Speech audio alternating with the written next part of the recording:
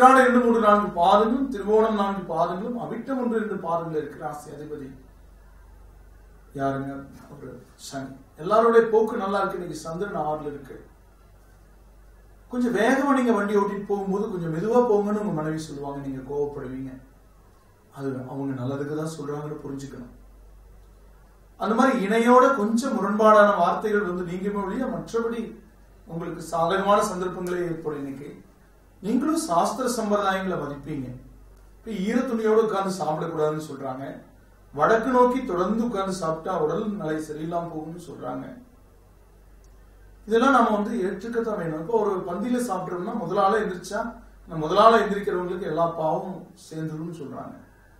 ஆக ஒரு 4 பேர் ஒன்னா எந்திரிக்கணும். எந்திரிக்கும் போது எந்திரிச்சுக்கோங்கன்னு சொல்றாங்க. இதெல்லாம் நம்ம வந்து பார்த்துதான். தாமரை இலையை தவிர மற்ற இலைகளில வந்து திருப்பி போட்டு சாப்பிடக்கூடாது. அந்த முன்பக்கம் தான் சாப்பிடணும். தாமரை இலையில மட்டும் நம்ம எந்த பக்கம் வேணாலும் சாப்பிடலாம் அப்படின்னு சொல்றாங்க.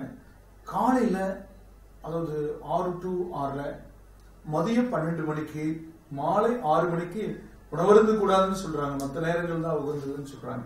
காலையில் ஒரு 8 மணிக்கு ஆபீஸ் போறவங்க என்ன சார் பண்ண முடியும், குழந்தைங்க என்ன பண்ண முடியும்னு கேட்கலாம். நான் மதியம் வந்து கண்டிப்பா 12 மணிக்கும் அவங்க ஸ்கூல்ல அதுதான் லஞ்ச் டைம்னு சொல்றாங்க.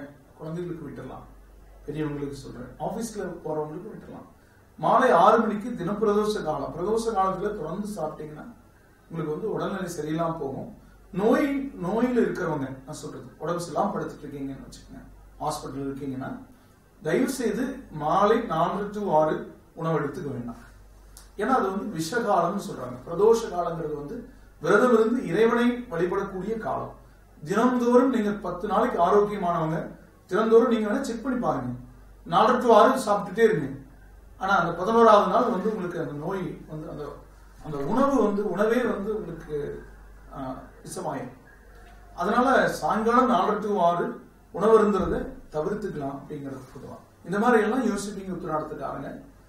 நீங்க தன்வந்திரியை கும்பிடுங்க. இன்னைக்கு திருவோண நட்சத்திரத்தில் பிறந்தவங்களுக்கு இன்னைக்கு நவகிரக வழிபாடு பல நன்மைகளை ஏற்படுத்தும். உங்களுக்கு அவிட்டத்துல பிறந்தவங்களுக்கு அம்மன் வழிபாடு, பாலபிஷேகம் செய்து வழிபட காரிய வெற்றி இன்னும் சார் நல்ல நேரம் தானே சாமி கும்பிடாட்டீங்கன்னா கும்பிடும்போது அதிகமாகும். பலவீனமான நேரத்தில் கும்பிடும் போது பலவீனங்கள் குறையும். நல்ல நேரத்தில் கும்பிடும் போது நல்ல பலன்கள் அதிகரிக்கும் சொல்றேன்.